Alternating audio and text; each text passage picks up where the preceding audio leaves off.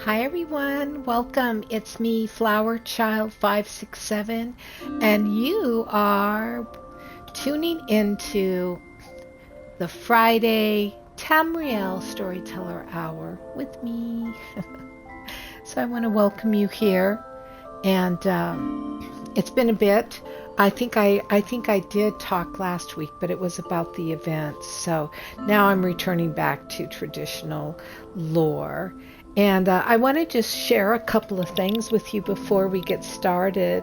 And this is the last day of May, and we start June next week. And for those of you who are chomping at the bit like me, we're all getting ready for the launch of the new DLC of the Gold Road. So I'm really, really excited about that. And because I've made a special new character just for it, a little wood elf, I will begin the lore of the wood elf. And I want to just share a couple of things with you. If you're going to take the next few weeks to create a character that's just for the Gold Road, a lot of people, we all are ushered into, when we create a character, we're all ushered into the area where we make our toon, right? And I just wanted to share with you the most effective or the best starting zones for the alliances are important to know based on what alliance you give your toon. So I just wanted to touch base on those right away. You might already know this, so yeah, get a drink of water or something. I don't know, but we have our 3 alliances, right? And our 3 alliances each have a true starting zone. But when we create toons now, we're not ushered into the alliance starting zone. We get to pick what zone we want to go into.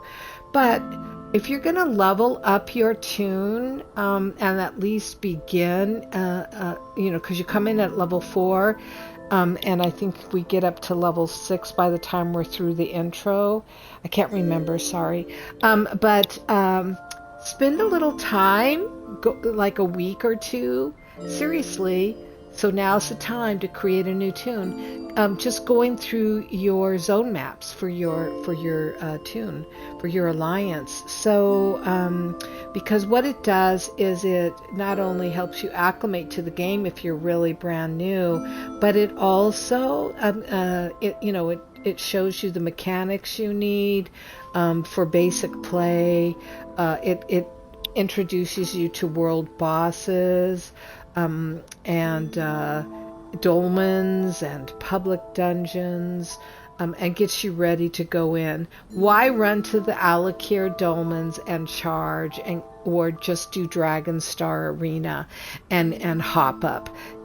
Spend a little time getting to know your toon's alliance, getting to know your toon's starting zones and their zone maps, because all 3 have this. And it's pretty cool to do that because of one major thing. gets you into the game. It gets you into the role play of the game.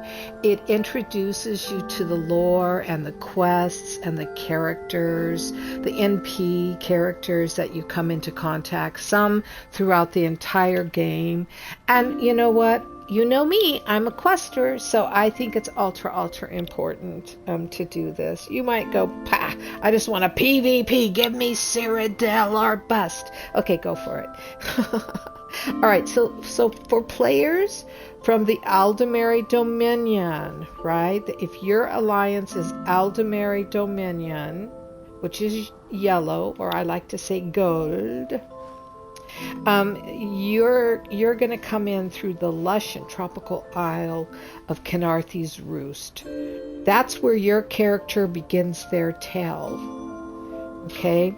Now, then we go for, we're going for,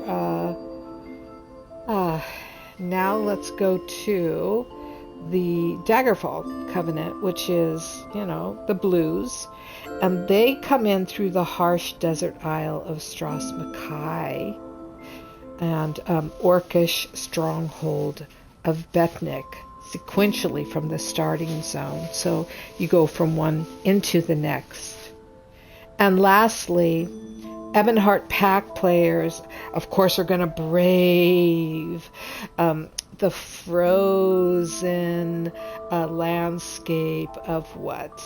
Yes, the frozen tundra of Bleak Rock Isle and the inhospitable marshes of Balfoyen as they start their journey to greatness. And each one of these areas and alliances are going to really introduce you to things that are pretty cool, like for Aldemary Dominion, Khenarthi's Roost. It's really lush, it's really tropical, it's beautiful, it has vistas.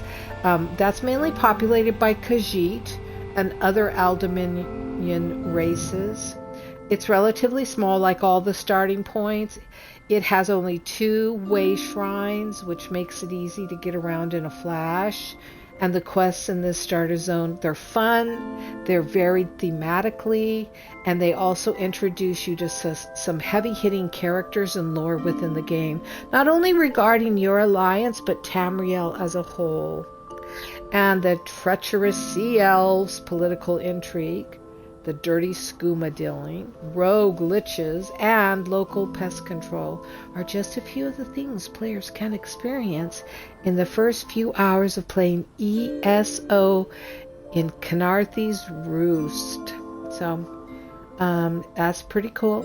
That's pretty cool. You want to see where Khenarthi's Roost is? I bet you do. I'll show it to you in just a minute.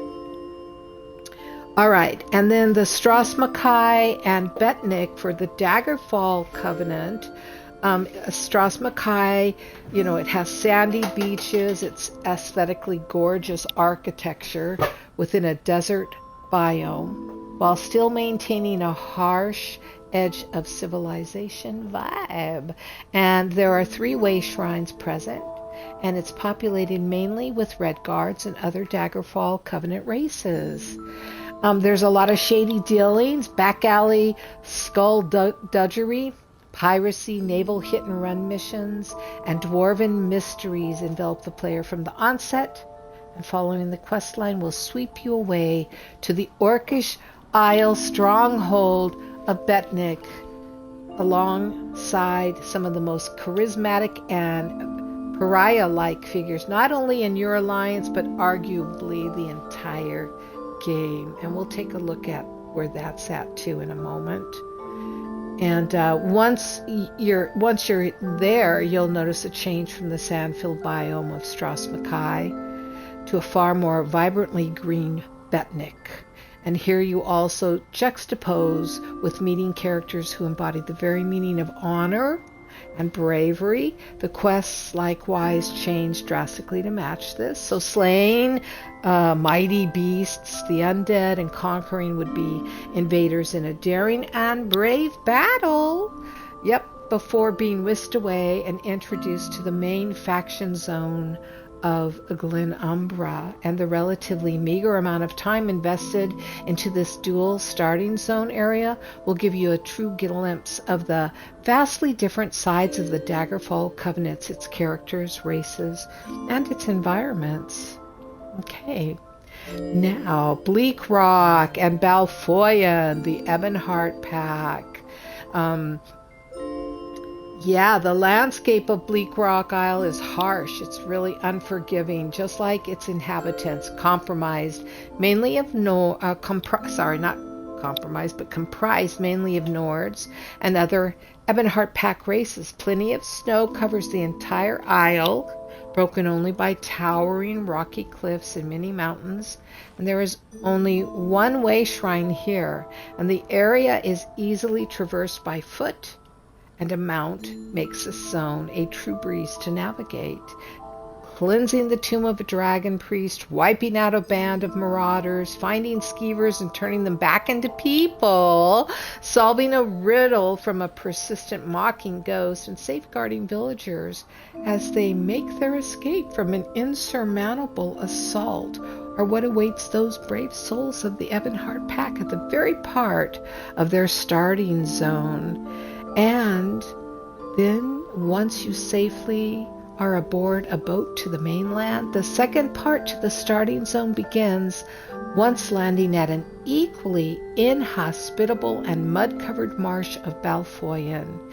And here, players are introduced to both Dunmer, the Dark Elves, and Argonians, and races more in depth as they are sent on a myriad of culture-rich quests, mainly involving guar wrangling, assassin thwarting, familial political intrigue, race dynamics, and the danger of uncontrolled magic. Along the way, players are introduced to an assembly of important faction characters and potentially some of the most intellectually complex, somber, soft-hearted, and resilient faction characters. So that is how your alliance would begin. And then, of course, each alliance has their quest zones. And I'm not going to get into those today. But if you are seriously interested, I have done in the past and still currently an Ebonheart Pack roleplay theater, which involves the quest line. You can now see the reruns on the on my YouTube channel, Flower Child 567. It has its own playlist, so you can watch them from start to finish or up to now. And then I also have the Daggerfall Covenant, which airs on Tuesdays, but you can go to the YouTube channel and look at its playlist. You'll get a glimpse at those opening, and also I go over pretty quickly in the first episodes the entire zone for each of the covenants. So that's what you want to take a look at. And let me bring up the map now. Let me just bring up the map. Okay, because I know you want to see the different areas. So the first one for the Aldemary Dominion, we are looking at Canarthy's Roost, right? And Canarthy's Roost, let me zoom it. Canarthy's Roost is right down there. There it is. This is where you come in. This is where the Aldemary Dominion Alliance takes place, and there's your kingdom, Mistral, and you have this entire map to play on and quest and have fun with. Okay, and then if you are playing in the Daggerfall Covenant, Strathmakai, right? Let's look at Strathmakai. Strathmakai, I believe, is this right up here? No, that's Bleak Rock. Where's Strathmakai? Over here? Right there it is. Strathmakai is right there. That's where you come in. Your stronghold is Port Hunding. That's your first castle. You can see it's a little tiny island And you go through it pretty quick, and then you're going to go to Betnik. And Betnik, let's see if I can remember where Betnik is. Oh, that's Hughesbane. Where's Betnik? Come on. There it is. You go up to here. So the first part of your opening quest line is where I showed you, and then you come up here to, this is an orc stronghold. Yeah, it's pretty cool. Betnik is pretty cool. Okay, now let's go back and let's go to our final alliance, which is the Evanhart Pack, and you start on Bleak Rock, and then you go into Balfoyen. And Bleak Rock, of course, as we already seen, was up here. Bleak Rock. Oops, what am I doing? Let me go in to Bleak Rock. Oops. Dang it. Yep, I'm having fun. I'm having fun doing this. Bleak Rock, you come right into this snow-capped mountain. It's just a whatever, but you only have one. But you're gonna flee from here on a boat, and you're going to Balfoyen. And Balfoyen, where's Balfoyen? Balfoyen's right here? No, Balfoyen's up here, isn't it? Balfoyen.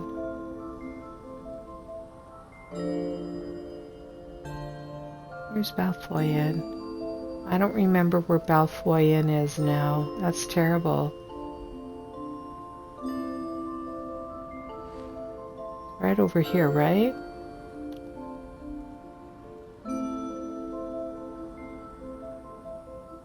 Where is it, you guys?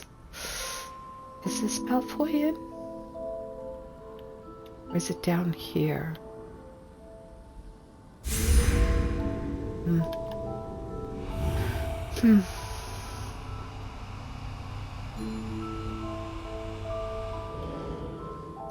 Well, you guys, I can't find it.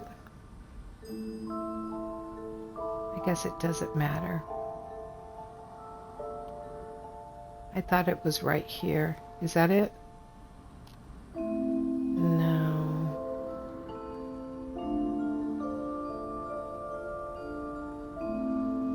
Okay, well, you'll be taken there automatically. I do have a house in Balfoyen, though, so I tell you what, let me look at that real quick. And my Balfoyen house. There. Let's look at that. Let's well,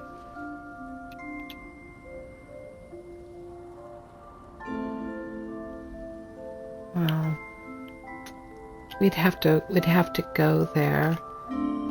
I don't think I get to show it on a map.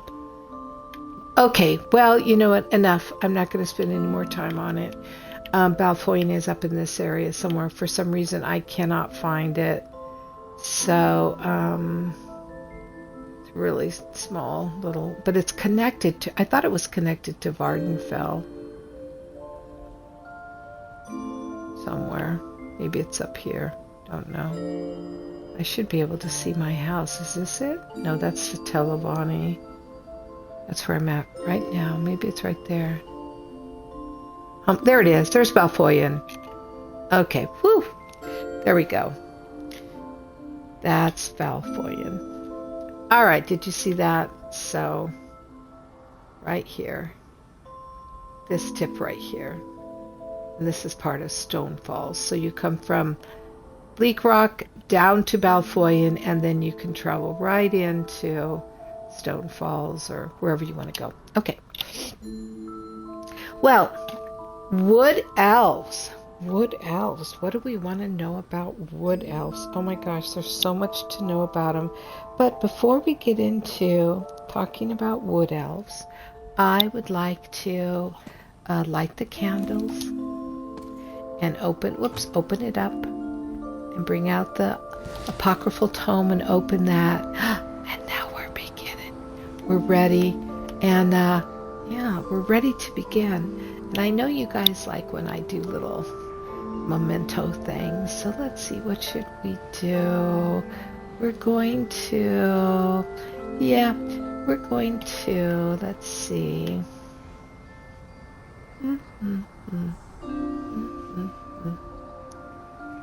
Well, let me bestow a blessing on you to learn about the wood elves from a high elf. Oh yes, a wood elf from a high elf is so important, don't you think? All right, wood elves. First of all, I'm going to come back here to my wood elf area. And I'm going to tell you something. I've got some books out here that we're going to be looking at. Okay?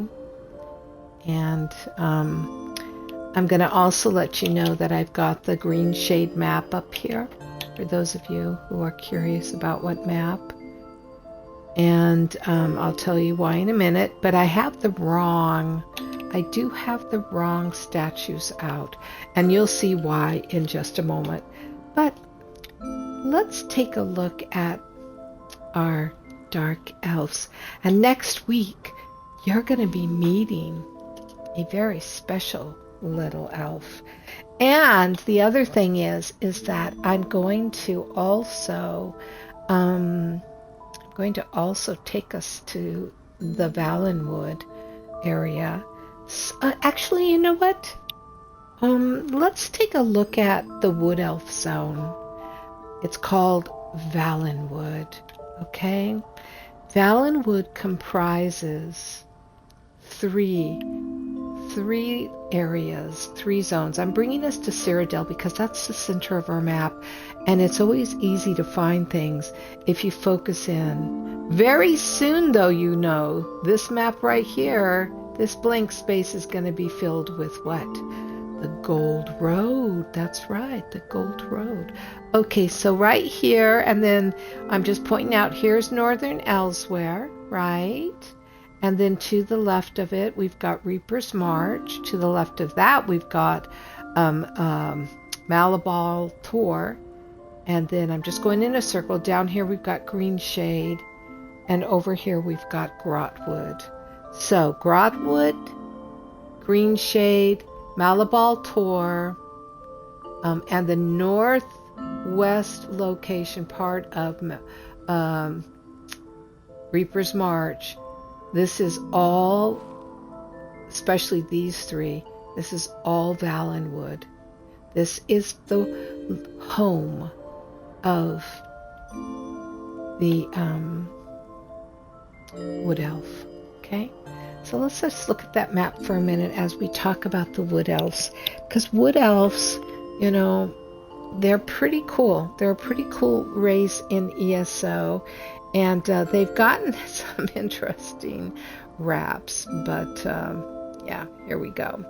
So you sometimes hear the term Bosmer, right? Bosmer, however a person wants to say it.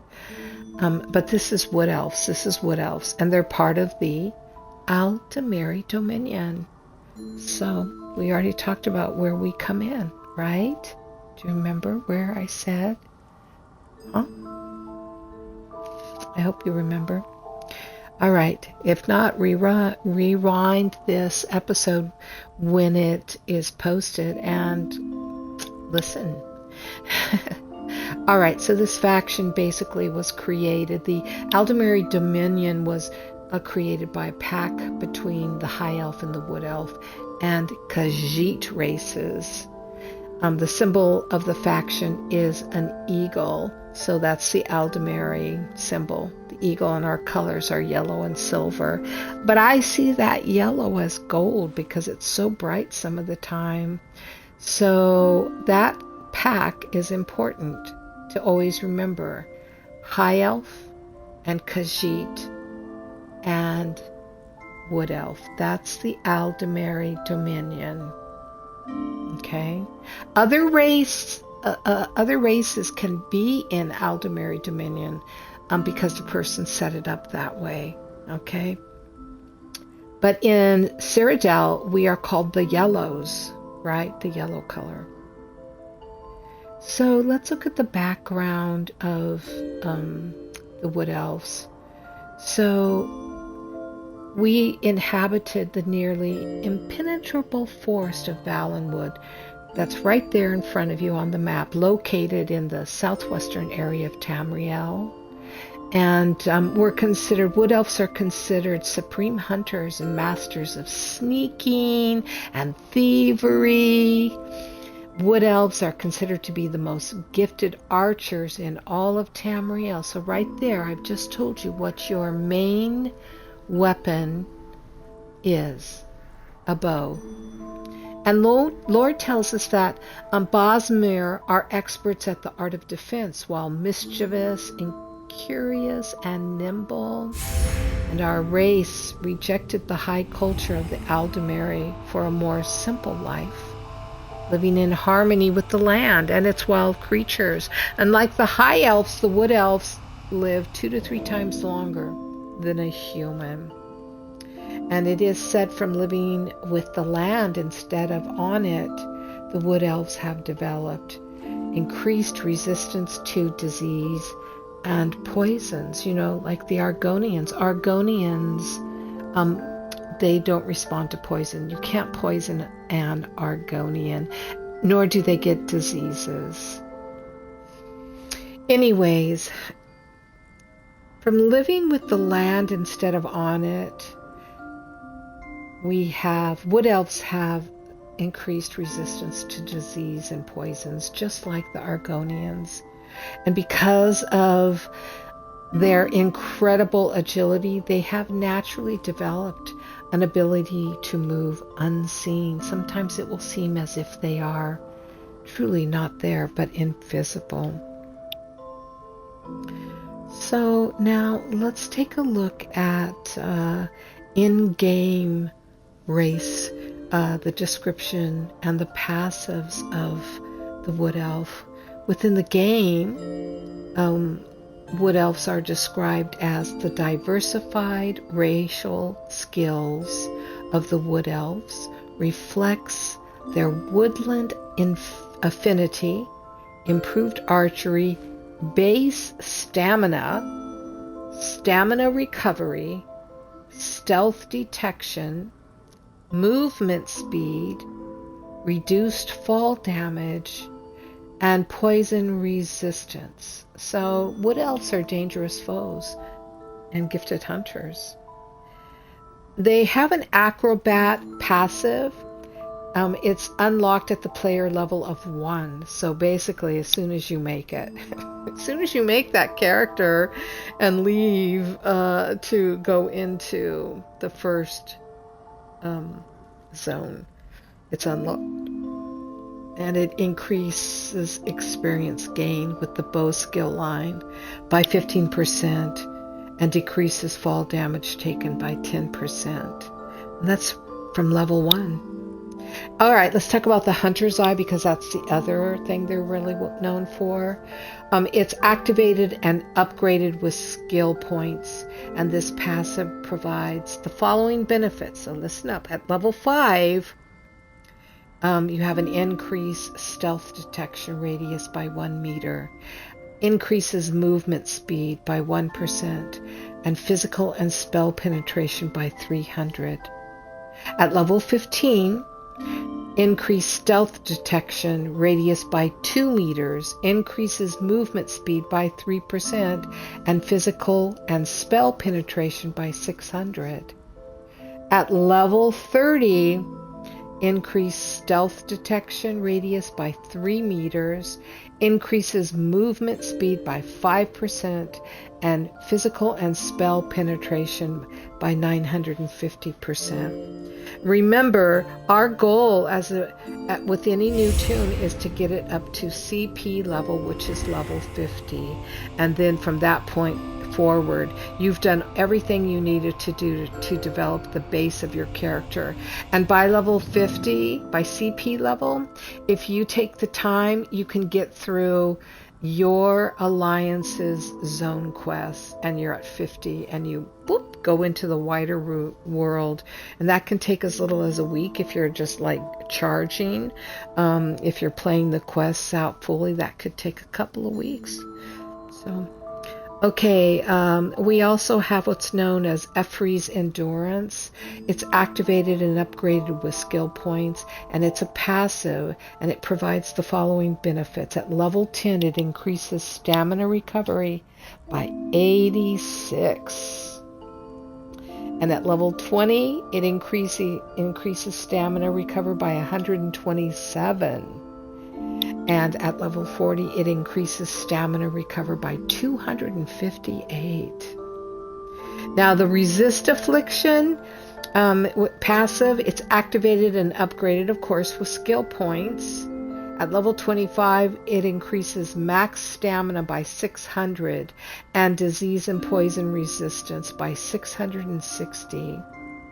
At level 35, it increases max stamina by 1200 and disease and poison resistance by 1320. At level 50, which is CP, it increases max stamina by 2000 and disease and poison resistance by 2310. So it's got some pretty cool passives. And I'm not going to go into the builds recommended for this race. I'm going to be building mine, and I'll do that online. I'll spend one day with my character who I just got to CP level, and I will over the weekend, and I will now work at building her skill points as well as her gear. Okay. All right. So, how we doing out there? Let me just take a quick look and see if anybody is talking to me. All right. So right there it is. Strasmakai. That's where we come in at. Okay. I'm just showing it to you. I'm from Strasmakai. I'm going to tell you what you're as a wood elf, where you go. So you start in Strasmakai, and then you go to Grahtwood.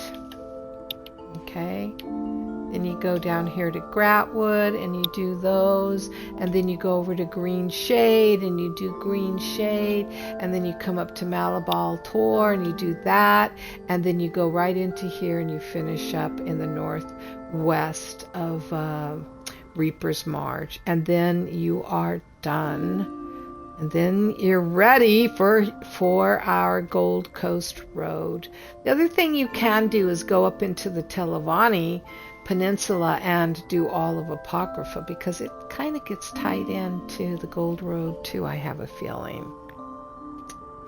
All right, let me do a quick check and see if there's anybody out there talking to me in Twitch. Nope. Oh, hey, Visionary. Good to see you. Sorry it took me so long to greet you. Thank you for tuning in. And I'm so happy someone finally found out that I'm back to streaming. I'm going to say it again. I went on a 2-week needed hiatus for surgery. And when I came back, all of my normal viewers disappeared on me. God, you guys have no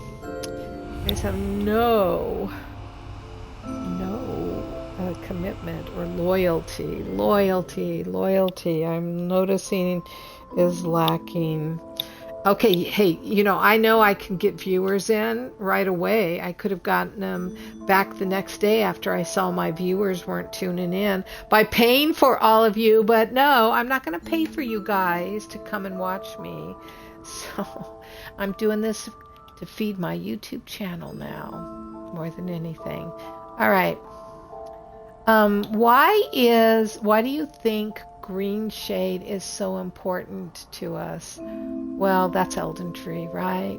That's the headquarters. That's for the Aldemare Alliance. That is where we all go. So that's the map on paper let's look at the map. I'm really taking a time to share about the wood elf because I'm so excited about my little wood elf, Green Shade. There we go, Green Shade. So right there, Green Shade. Oh wait, where is it? Maybe it's not. Maybe I'm wrong. Maybe I'm having a brain, you know. Maybe I'm having a brain. Where is Elden Tree? Is it Grahtwood, maybe? Oh, yeah, Elden Root, right there. Sorry. That's where Elden Root, that is the capital of Aldemary Dominion. This is where it all happens. This is our center. Yep, that's it. It's very cool. I think this is Grahtwood over here. Oops, let me see. Yeah, I got Grahtwood there. And then I have Green Shade on the other one. Is this Standard? Oh, Zenitar. Okay. Anyways, let me come back. Before we go any farther, I just want to read to you a lore book, okay? And then I'm gonna talk to you about the faiths of the Wood Elf because they're interesting. Their Variety of Faith in Tamriel, the Wood Elves, by Brother Mikhail Karkser of the Imperial College. The Eight. Though few Bosmer outside the Empire accept the limitations of divines to 8. Ariel, king of the Aldmer. The elven Akatosh is Ariel. Ariel is the soul of Aniel, who in turn is the soul of Anu, the everything. He is the chief of most Aldemary pantheons. Most Altmeri and Bosmeri claim direct descent from Ariel. In his only known moment of weakness, he agreed to take his part in the creation of the mortal plane, that act which forever sundered the elves from the spirit worlds of eternity.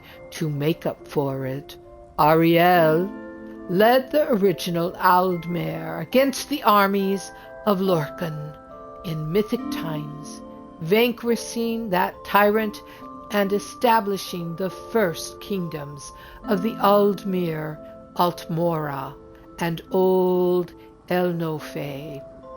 He then ascended to heaven in full observance of his followers so that they might learn the steps needed to escape the mortal plane. Ifri, god of the forest, most important deity of the Bosmeri pantheon, while Ariel, the time dragon, might be the king of the gods, the Bosmer revere Ifri as the spirit of the now.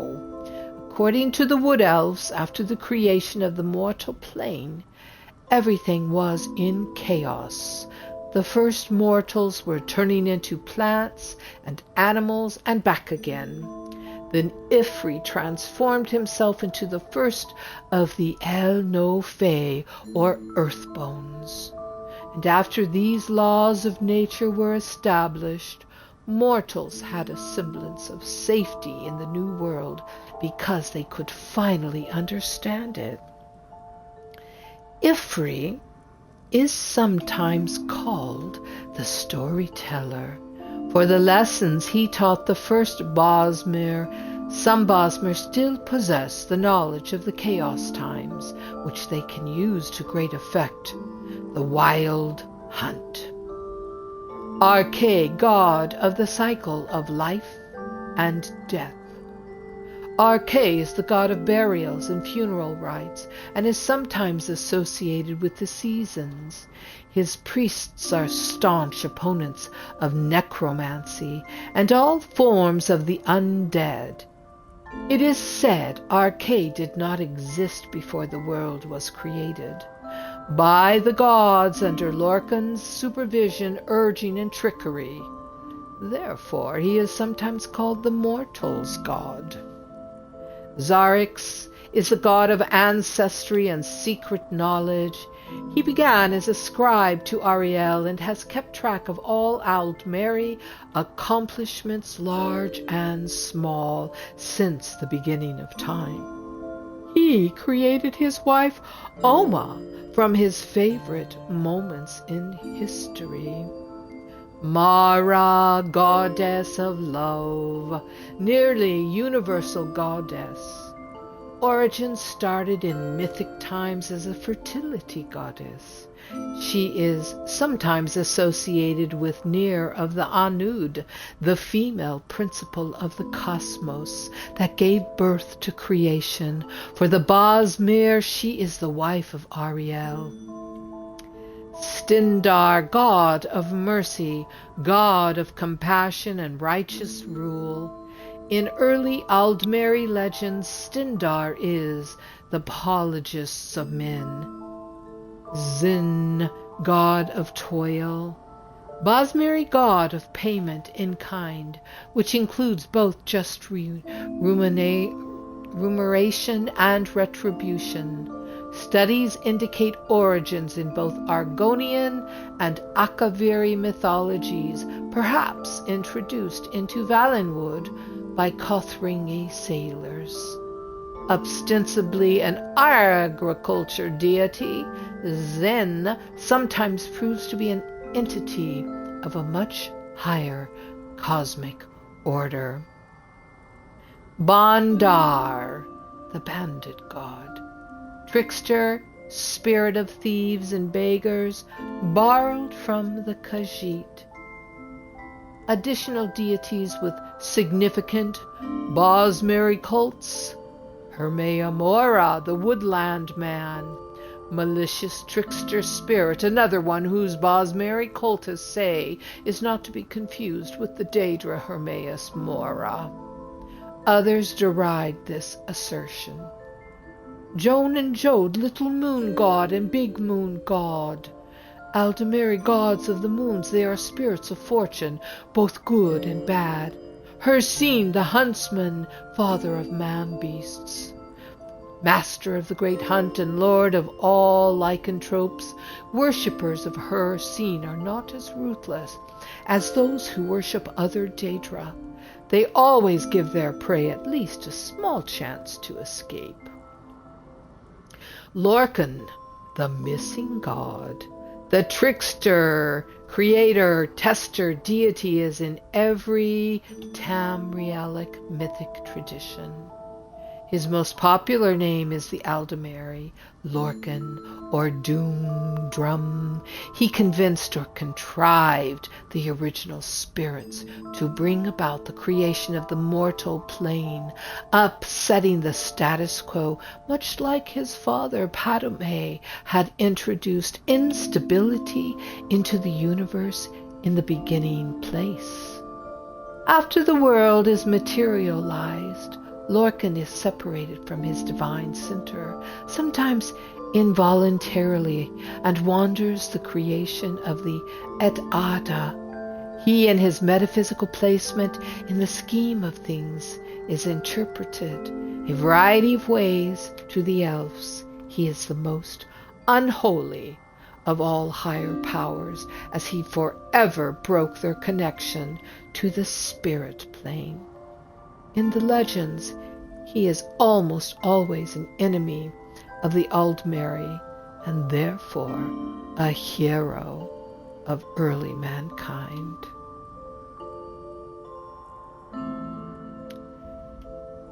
Yes, you can see we've got some wonderful books here. But we're going to not read all of these today. Now, I want to talk to you about the Bosmer. They were once known as the Bochi. Yep, the Bochi. Bochi, however you want to say it, is totally fine. So hear this now, for we're coming to the conclusion of today's Storyteller Hour. They are the Evan clanfolk of Vallenwood.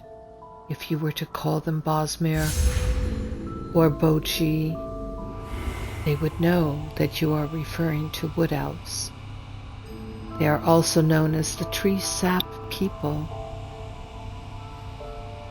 And Bosmer, as we've already said, rejected the stiff formal traditions of Altmeri high culture, referring a more romantic, simple existence in harmony with the land and its wild beauty and creatures. Relatively nimble and quick in body compared to the more civilized Altmeri. Well, what can I say? I mean, we are, after all, more civilized. And we are intellect. But they are quick-witted folk. And many pursue successful careers in scholarly pursuits or trading. Bosmer live 2 or 3 times as long as humans, with the 200-year-old Bosmer being old and a 300-year-old Bosmer being very, very old. Though Wood Elves are considered less influential than some of their elven brethren. The Bosmer are also relatively prone to producing offspring, with 12 being considered an average number of children in the family. As a result, they outnumber all other Mir on Tamriel. And the best archers in all of Tamriel, the Bosmer, yes, the Bosmer, are they. So they snatch and they release arrows in one continuous motion. They are even rumored to have invented the bow. They have many natural and unique abilities. Single-minded, chameleon-like, ability to hide in forested areas. And many in the forests of Vallenwood follow the tenets of the Green Pack. And these Green Pack Bosmers are religiously carnivorous and cannibalistic and do not harm the vegetation of Vallenwood, though they are not adverse to using wooden or plant-derived products created by others. So, as a prelude to next week, most Wood Elves of the wild, the Bosmer people's appearance is set to match life, which grows in Vallenwood. They're known by some to be a tall people, despite consistently being known for their small stature. I'll let you figure out that one. Their sexual dimorphism is present when it comes to height, as Bosmer women can grow taller than men. Wood Elves almost have other unique traits, some natural and some artificial. Their eyes have star-like pupils, and they're known to file their teeth to sharp points. Some Bosmer have antlers, which are typically glued on, although some individuals with real, magically grown antlers can also be encountered. And so, my friends, that's where we'll stop our lore on the Wood Elf and continue next week. And as I said, next week we're going to be going out and visiting each of the Vallenwood zones so you can see for yourself. And I think our host is going to be none other than Thalia. Thank you for tuning in, everyone. This is Flower Child 567, and thank you for watching the Storyteller, Tamriel Storyteller Hour this week, beginning a saga on Wood Elves, Bosmer. Bye.